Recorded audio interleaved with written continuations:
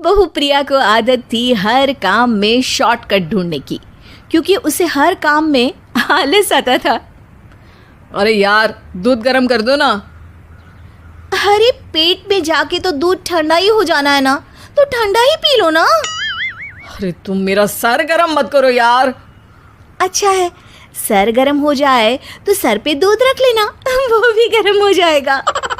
एक बात बताओ, तुम इतनी आलसी क्यों हो? अरे बोलो ना, इतनी आलसी क्यों हो? प्रिया, जवाब दो। जवाब देने में आलस आ रहा है।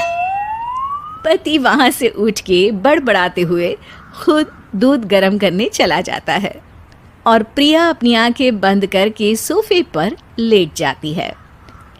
प्रिया की इस आदत का घर वाले सबको पता तो था ही, अब तो बाहर वाले भी उसको आलसी बोलने लगे थे। अरे बहू सुन ना, एक गुड न्यूज़ है। क्या माँ जी, आप सब कुछ मेरे नाम करने वाली हैं क्या? अरे बस तेरा दिमाग पैसों में ही लगा रहता है। माँ जी, आपको तो पता है कि मैं गांधी जी की कितनी बड़ी फैन हूँ, और गांधी जी तो नोट पे ही मिलते हैं ना, इसलिए पैसों के अलावा कहीं दिमाग ही नहीं रहता। वैसे गुड न्यूज़ क्या है? अरे गुड न्यूज़ ये है कि मेरी कुछ सहेलियां आने वाली है। हैं? ये भी कोई गुड न्यूज़ है क्या? जब भी आपकी सहेलियां आती हैं, मेरे किसी न किसी काम में खोट निकाल की जाती हैं। हमेशा कोई कमी दिखी जाती है उनको मेरे काम में, और मुझे आलसी बोलते हैं वो लोग। अरे तो ऐसा समझ कि आज तेरे पास मौका है उनकी नजरों में अच्छा इम्प्रेशन जमाने का। कैसे कैसे? उनके लिए खाने की इतनी स्वादिष्ट चीजें बना कि वे उंगलियां चाटती रह जाए। माँ जी, ये तो आप मुझे नया काम पकड़ा रही हो। अरे मेरी सहेलियों से तारीफ पानी है कि नहीं? हाँ, पानी तो है। तो बस जाओ, बन जाओ बावर्ची, लगाओ तड़का, कल शाम को आएंगी वो।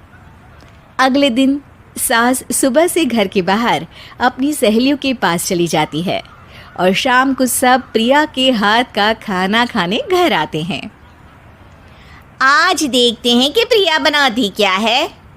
हाँ हाँ, पिछली बार हमने बोला कुछ हल्का खाएंगे तो पापड़ फ्राई करके ला दिए थे बस। हाँ, और उसके पहले जब आए थे और बोला था कि भारी खाना खाना है तो तरबूज काट कर ले आई थी। बोल रही थी तरबूज भारी होता है ना। अरे बस भी करो, इतनी बुरी नहीं है मेरी बहू। तभी बहू वहाँ खाना लेकर आती है। पनीर कोफ्ता, भिंडी मसाला, शाही मसाला, दाल, डबल तड़का, लच्छा पराठा, मिस्सी रोटी। अरे बस बस बहू, इतना सारा खाना। अरे अभी तो और भी है, फ्राइड राइस भी है अभी तो आपके लिए, और हाँ, अरे सूप लाना तो भूल ही गई मैं। अरे लगता है पिछली बार की कमी आज पूरी कर ही देगी बहू। हाँ हाँ, आप खाइए तो। हाँ, खाएंगे तो सही, इतना खाना बना तो दिया है, अब देखना भी तो पड़ेगा ना कि बना कैसा है। हाँ हाँ, लगा ले भोग खुद को। खाना चखते ही तीनों सहेलियां प्रिया की वाहवाही करने लगती है। अरे शानदार, जबरदस्त, जिंदाबाद, मजे आ गए प्रिया। प्रिया की सास भी कमाल है, बहू को क्या जायकेदार खाना बनाना सिखाया है। अरे मान गए भाई, इतना अच्छा खाना तो हम में से किसी की बहू नहीं बनाती, और हम भी नहीं बनाते, झूठ क्यों बोले। अरे बस करो बस करो, खाने पे ध्यान दो, बोलती ही रहोगी तो खाओगी कब। ये लो, थोड़ा पनीर और ले लो।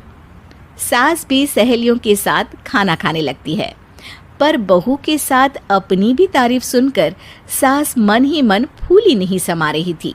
प्रिया ने बड़ी खुशी से सबको खाना परोसा, और सब ने झट से खाना खत्म भी कर दिया।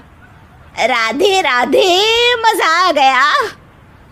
और थक गई खाना खाते खाते, अब बस बिस्तर लग जाए मेरा। अब तो जब भी मेरे घर मेहमान आएंगे प्रिया को ले जाया करूंगी खाना बनाने के लिए, मेहमान भी खुश हो जाएंगे। सास खुश है कि प्रिया की इमेज अपनी सहेलियों के सामने काफ़ी सुधर गई है। प्रिया खाने के बर्तन समेटती है।